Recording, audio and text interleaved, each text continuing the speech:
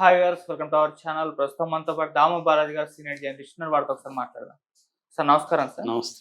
Sir ఉత్తరాఖండ్‌లో మరొక helicopter ప్రమాదం జరిగింది సార్. ఒక హెలికాప్టర్ కుప్పకూలిపోయింది. దాదాపు 5 మంది వరకు చనిపోయినట్టుగా వార్తలొస్తున్నాయి. అంటే కొన్ని రోజుల అవధిలోనే అటు విమానం ప్రమాదం, హెలికాప్టర్ ప్రమాదం జరగడం అందరిని కూడా కలిచివేస్తుంది. మరి ఈ ప్రమాదం ఎలా జరిగింది? దీనికి సంబంధించి ఎటువంటి వివరాలున్నాయి సార్? మొన్ననే 12వ తేదీ ఎయిర్ ఇండియా ఫ్లైట్ బోయింగ్ 787-8 కూలిపోయింది. సో ఇది ప్రపంచవ్యాప్తంగా సంచలనం సృష్టించిన సంఘటన. ఇది మరొక ముందే ఇప్పుడు ఒక హెలికాప్టర్ ప్రమాదానికి గురయ్యి దాదాపు 6 మంది చనిపోయినారనే వార్తలు వస్తున్నాయి. సో అసలు ఈ హెలికాప్టర్ ఏంటి, ఇది ఎందుకు కూలిపోయింది, హెలికాప్టర్లు ఈ మధ్యకాలంలో ఇండియాలో ఎందుకు ఎక్కువగా కూలిపోతున్నాయి అనే విషయాలు మనం మాట్లాడుకుందాం. ఈ హెలికాప్టరు వచ్చి ఇది పిలిగ్రిమ్ హెలికాప్టర్ బేసిక్గా. అంటే ఈ మధ్య ప్రైవేటు వాళ్ళ చేతుల్లోకి హెలికాప్టర్లు ఎక్కువగా వస్తున్నాయి. వాళ్ళు అనేక పిలిగ్రిమేజ్కి, షూటింగ్లకి, తర్వాత పొలిటీషియన్స్కి, ఇంకా బిజినెస్ పీపుల్కి రకరకాలుగా రెంట్లకి ఇస్తున్నారు. కొంతమంది మనం మామూలుగా ట్యాక్సీ సర్వీసులు ఎలాగైతే నడుపుతామో అలాగా ట్యాక్సీ సర్వీసులు నడుపుతున్నారు, టూరు సర్వీసులు నడుపుతున్నారు. అలాంటి ఒక హెలికాప్టరు చార్ధామ్ యాత్ర, ఇప్పుడు చార్ధామ్ యాత్ర జరుగుతుంది. ఎవ్రీ ఇయర్ సీజన్ ఇది జూన్ నుంచి సెప్టెంబర్ లోపల జరుగుతూ ఉంటుంది. ఈ సీజన్లో యమునోత్రి, గంగోత్రి, కేదార్నాథ్, ఉత్తరాఖండ్ ఈ ఏరియాలో, ఉత్తరకాశీ ఈ ఏరియాల్లో నుంచి చార్ధామ్ యాత్ర జరుగుతుంది. ఇలాగా ఇదేంటంటే హై ఆల్టిట్యూడ్ ఉంటుంది. దాదాపు 3000 నుంచి 3600 మీటర్ల వరకు హైటు ఉంటుంది. సో దీనికి రోడ్డు మార్గాన వెళ్ళడం అంటే వెరీ డిఫికల్ట్. హిమాలయన్ ప్రాంతాలు చాలా స్టీప్గా ఉంటాయి కాబట్టి ప్రజలు నడిచి వెళ్ళడం అనేది చాలా కష్టం. కొన్ని చోట్లకి దాదాపు 18-20 కిలోమీటర్ల వరకు కూడా, కేదార్కి అయితే 16 కిలోమీటర్లు, యమునోత్రికి 18 కిలోమీటర్లు, ఇలాగా చాలా దారుణమైన పరిస్థితుల్లో నడిచి వెళ్ళాల్సి ఉంటుంది. చాలామంది అక్కడే కూడా చనిపోతా కూడా ఉంటారు. గుర్రాల మీద కొంత వెళ్తున్నారు. ఆ మధ్య గుర్రాలు కూడా ఎవరు మొన్న ఒక కథ రాశారు. ఆ కథలో గుర్రం మీద వెళ్ళి దిగినాక ఆ గుర్రం యజమాని చెప్పాడంట, ఈ గుర్రాలు ఒక్కోసారి ఆత్మహత్య కూడా చేసుకుంటా మేడం, దూకేస్తాయి అని చెప్పారంట. ఒక్కసారిగా వెనులో వణుకొచ్చింది మాకు అని చెప్పారు. సో అది ఒక రిస్కీ స్పిరిచువల్ జర్నీ అనమాట. చాలామంది అయినా కూడా రిస్క్ తీసుకొని వెళ్తారు. 2024లో చార్ధామ్ యాత్రకి 16 లక్షల మంది యాత్రికులు వెళ్ళినట్టుగా మనకి లెక్కలు చెబుతున్నాయి. ఈ నేపథ్యంలో ఈ మధ్యకాలంలో ఏంటంటే హెలికాప్టర్ సర్వీసెస్ వచ్చాయి. హెలికాప్టర్ సర్వీసులు ఏం చేస్తారంటే మొత్తం మాట్లాడుకుంటారు. అంటే ఒక ప్యాకేజ్ ఇస్తారనమాట. 4 రోజులకి అక్కడ హెలికాప్టర్లో తీసుకొస్తారు, మళ్ళీ తీసుకొని వచ్చి దింపుతారు. తర్వాత అక్కడ అకామిడేషను, ఫుడ్డు, విఐపి దర్శనం చేయిస్తారు. ఇవన్నీ ప్యాకేజీ 1,30,000 నుంచి 2,30,000 వరకు ఆ రేంజ్లో పర్ పర్సన్ ప్యాకేజీలు ఉంటాయన్నమాట.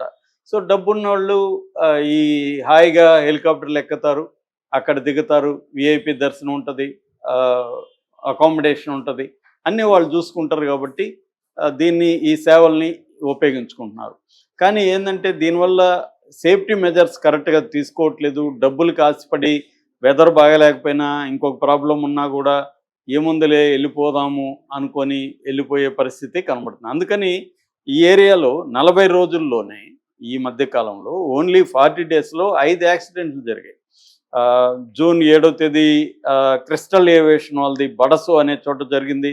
తర్వాత జూన్ 8వ తేదీ సిరిసి హెలిప్యాడ్ దగ్గర ఒకటి జరిగింది.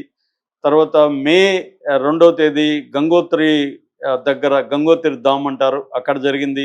జూన్ 3వ తేదీ క్యాస్టల్ ఏవియేషన్ గుప్తకాశీ దగ్గర జరిగింది.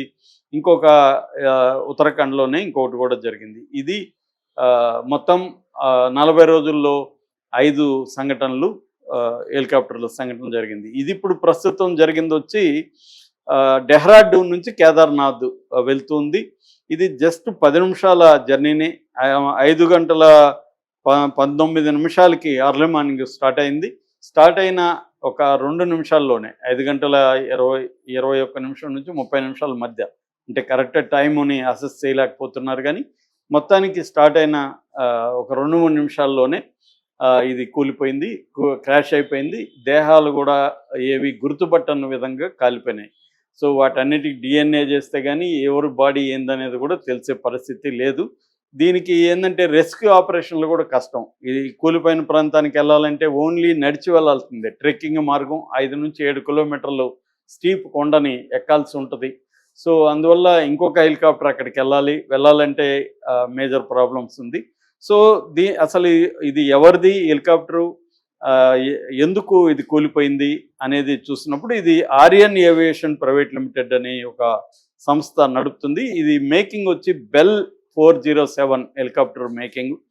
సో దీన్ని బెల్ టెక్స్ట్రాన్ అనే ఒక సంస్థ, ఎక్కువగా వీళ్ళే తయారు చేస్తున్నారు హెలికాప్టర్. ఈ సంస్థ తయారు చేసింది. దీంట్లో సింగిల్ ఇంజిన్ ఉంటుంది, లైట్ యూటిలిటీ ఉంటుంది, 6 నుంచి 7 మంది అంటే పైలట్ ప్లస్ 6 మంది వరకు కూర్చోవచ్చు. ఇది గంటకి 2246 కిలోమీటర్ల వేగంతో ప్రయాణిస్తుంది. దీని రేంజ్ 1133 కిలోమీటర్ల 611 కిలోమీటర్ల వరకు రేంజ్ ఉంది. 4 బ్లేడ్ల రోటార్ సిస్టమ్ ఉంటుందని చెప్తున్నారు. దీనికి మేనేవరబిలిటీ అంటారు, అంటే దాన్ని మేనేజ్ చేసే అబిలిటీస్ అయితే దీనికి బాగానే ఉన్నాయి అని చెప్తున్నారు. ప్రధానంగా దీంట్లో లోపాల కంటే కూడా వెదర్ని అంచనా వేసి ఈ వెదర్లో మనం వెళ్ళాలా లేదా అనేది అంచనా వేయడంలోనే ఆ కంపెనీ కావచ్చు, పైలట్ కావచ్చు, రాంగ్ డిసిషన్ తీసుకొని వెళ్ళారు. ఎందుకంటే ఇది నేను ఇందాక చెప్పినట్టుగా 3000 నుంచి 3600 మీటర్ల హైట్లో ఉంటుంది. అక్కడ హై ఆల్టిట్యూడ్ సిక్నెస్ అంటారనమాట. మనకి సీ సిక్నెస్లో ఎలాగైతే సముద్రంలో రెగ్యులర్గా వెళ్ళని వాళ్ళకి సీ సిక్నెస్ ఉంటుందో, హై ఆల్టిట్యూడ్ సిక్నెస్ అని అంటారు. అది వచ్చినప్పుడు ఏమవుతుందంటే డిజీనెస్ కూడా వస్తుంది. అంటే కరెక్ట్గా కళ్ళు కనబడకపోవడం, ఇవన్నీ కూడా పైలట్ కూడా ఎదుర్కొనే పరిస్థితి ఉంటుంది. సో ఆ సిచ్యువేషన్ వచ్చినప్పుడు క్లైమేట్ సరిగా లేకపోతే, అంటే ఫాగ్ కానీ లేకపోతే రెయిన్ కానీ ఇవన్నీ ఇటువంటి ప్రాబ్లమ్స్ ఉన్నప్పుడు ఈ ఇబ్బందులు వస్తాయి. ఇదేంటంటే గౌరీకుండ్ ఉత్తరాఖండ్ మధ్య, అంటే త్రిజంగ నారాయణ్ గౌరీకుండ్ ఈ 2 ఏరియాల మధ్య అది కూలినట్టుగా తెలుస్తుంది. గౌరీకుండ్ అనే ప్రాంతంకి సమీపంలో ఈ ప్రమాదం జరిగినట్టుగా చెప్తున్నారు.